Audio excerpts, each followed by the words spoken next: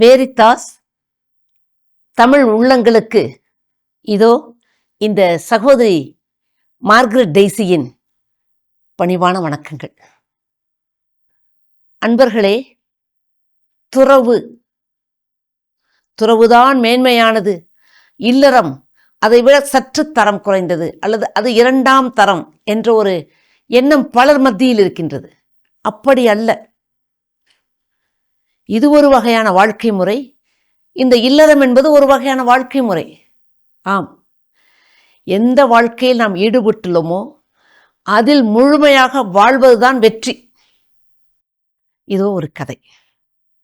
அந்த தபோவனத்தில் முனிவர் தியானம் செய்து கொண்டிருந்தார். ஒரு பாமரன் அவருக்கு முன் வந்து நின்றார். ஞான கண்களால் கண்டுணர்ந்த முனிவர் கண் திறந்து பார்த்து, என்ன மகனே என்று கேட்டார்.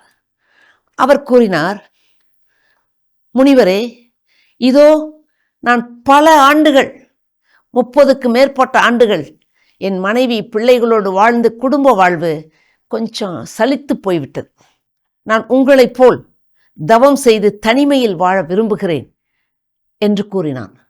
அவர் புன்னகைத்து கொண்டிருந்தார். வா மகனே, என்னோடு தங்கு என்றார். அன்று இரவு அவரோடு தங்கிவிட்டு காலையில் பார்த்தபோது இயற்கையை ரசித்து கொண்டு ஆற்றங்கரையில் அவன் நின்றான். முனிவர் அங்கே வந்தார். அவனுக்கு அருகில் ஒரு சிறிய நாய்க்குட்டி இருந்தது. என்ன என்று கேட்டார். அவர் சொன்னார், ஐயா, இந்த நாய்க்குட்டி என் மேல உயிரே வச்சிருக்கு. என்னை பிரிஞ்சதால் இருக்க முடியாது. ஆகவே என்னை தேடிக்கொண்டு எப்படியோ வந்து சேர்ந்து விட்டது என்றார். அப்பொழுதும் அதே புன்னகை தான் முனிவருக்கு. அடுத்த நாள் முடிந்தது. காலையில் அதே போல் ஆற்றங்கரையில் பார்த்த பொழுது அந்த பாமரன், அவரது நாய்க்குட்டி, அதோடு ஒரு குட்டி சிறுவன். என்ன இது கேட்டார். முனிவரே, இந்த நாய்க்குட்டி மேலே ரொம்ப ரொம்ப பாசம் என் குட்டி பையனுக்கு. இதான் என்னோட கடைசி மகன். ஆகவே நாய்க்குட்டியை பிரிஞ்சு இருக்க முடியலன்ட்டு ஓடி வந்திருக்கான். அப்பொழுதும் அதே புன்னகைத்தான் முனிவருக்கு. பரவாயில்லை. மீண்டும் 3ஆம் நாள் நிறைவுற்றது. 3ஆம் நாள் நிறைவுற்று 4ஆம் நாள் காலையில் பார்த்தபோது அந்த பாமரன், நாய்க்குட்டி, அந்த குட்டி மகன், அவனோடு ஒரு பெண் நின்று கொண்டிருந்தாள். அதிர்ச்சி அடைந்தார் முனிவர்.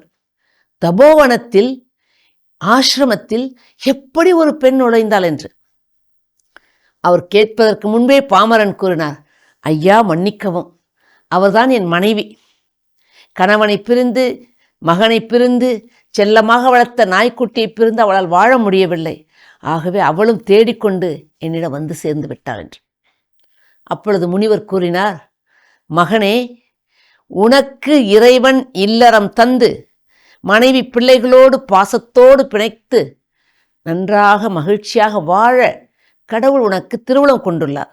ஆகவே உன் மனைவி பிள்ளைகளோடு மகிழ்ச்சியாக வாழ் என்று கூறி இடம் நகர்ந்தார். ஆம், எல்லோரும் துறவியானால் யார் சமூகத்தை பார்ப்பது? ஆகவே ஒரு சிலருக்கு இல்லறம்தான் சிறந்தது என்று கடவுள் கொடுத்திருக்கிறார். அந்த இல்லற வாழ்க்கையை நமது குடும்பத்தில் நம்மை நம்பியிருப்பவர்கள், நம்மோடு வாழ்பவர்களை பராமரித்து பாசம் காட்டி ஒற்றுமையாக மகிழ்ச்சியாக நிறைவாக வாழ்ந்தால் அதுதான் புனிதம், அதுதான் நிறைவு. அதைத்தான் கடவுள் எதிர்பார்க்கின்றார். இந்த துறவரம் என்பது ஒரு சிலருக்கு கடவுளால் கொடுக்கப்பட்டது. அந்த துறவரத்தில் வந்து ஞானம் பெற்று மற்றவர்களுக்கு நற்போதனைகளை கொடுத்து சமூகத்தை சீர்திருத்துவதற்கும் சமூகத்தை நெறிப்படுத்துவதற்கும் சிலருக்கு அழைப்பு. ஆகவே ஒரு நாளும் நீங்கள் குற்ற உணர்வு தேவையில்லை. நான் துறவரம் மேற்கொண்டிருக்கலாம், அல்லது துறவரத்துக்கு வந்தவர்கள் நான் எல்லாரும் எதை குறித்தும் கவலைப்படார்கள். நமது வாழ்வில் கடவுள் நமக்கென வகுத்துள்ள திட்டம்தான் நிறைவேறும். ஏற்கனவே உங்களிடம் சொல்லியிருக்கிறேன், பிறப்பிலிருந்து இறப்பு வரை, தாயின் கருவறையிலிருந்து கல்லறை வரை நம் ஒவ்வொருவருக்கும் எப்பொழுது என்ன எப்படி நடக்க வேண்டும் என்று ஆண்டவர் திட்டமிட்டிருக்கிறார். கடவுளின் திட்டப்படி நம் வாழ்க்கை தொடரட்டும். ஆகவே வாழும் வாழ்வை மகிழ்ச்சியாக வாழுங்கள். இதுதான் வாழ்வின் நோக்கம்.